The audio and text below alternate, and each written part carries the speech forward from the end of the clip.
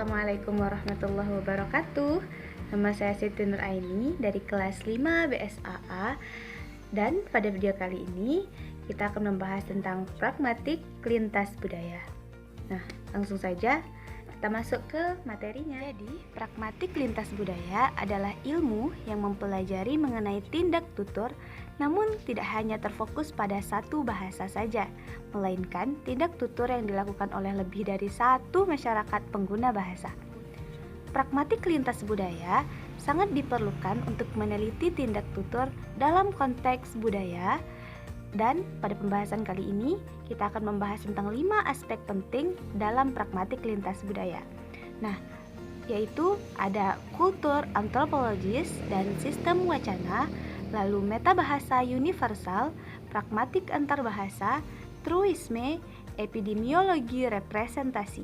Apa tuh pentingnya pragmatik lintas budaya? Yaitu adalah untuk menghindari stereotip yang tidak beralasan. Stereotip itu adalah penyederhanaan berlebihan dan sepenuhnya asumsi. Sebuah stereotip melekatkan karakteristik kelompok kepada setiap individu semata berbasis keanggotaan budaya mereka.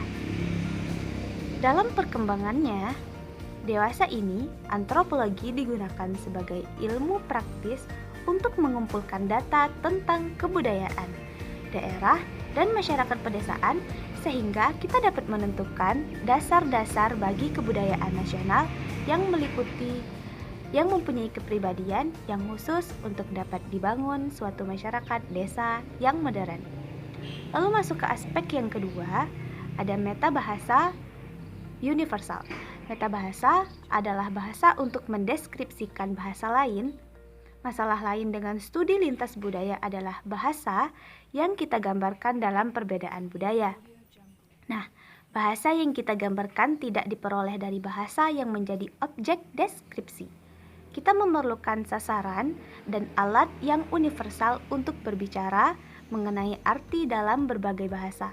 Jadi, dengan kata lain, kita memerlukan sebuah metabahasa yang universal untuk membandingkan makna seseorang dapat mendefinisikan lebih dulu. Nah, misalkannya nih, untuk mengatakan makna sebuah kata, sebuah ekspresi, atau konstruksi, seseorang memerlukan metabahasa semantik berdasarkan sebuah sistem hipotesis tentang primitif semantik semesta. Lalu, aspek penting yang ketiga ada pragmatik antarbahasa, yaitu untuk mengungkap tingkat-tingkat dan proses-proses pemerolehan strategi percakapan oleh pembelajar asing. Jelas, pragmatik antarbahasa dapat diterapkan secara praktis pada pengajaran bahasa.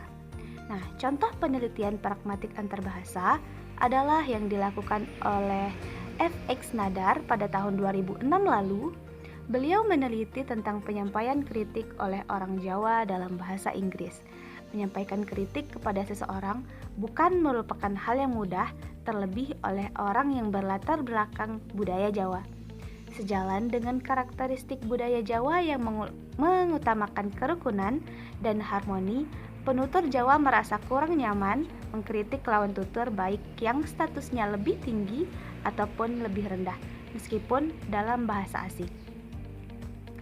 Lalu, aspek penting yang keempat adalah truisme. Truisme adalah dalam bahasa Indonesia berarti aksioma. Nah, aksioma ini adalah pernyataan yang dapat diterima secara langsung tanpa pembuktian. Nah, dan aspek yang terakhir, yaitu yang kelima, ada epidemiologi representasi, dapat diartikan sebagai penyebaran gagasan kepada seluruh populasi yang akhirnya membentuk sebuah kebudayaan. Materi secara garis besar tentang pragmatik lintas budaya. Mohon maaf bila terdapat kesalahan. Saya Siti Nuraini, mohon undur diri. Wassalamualaikum warahmatullahi wabarakatuh.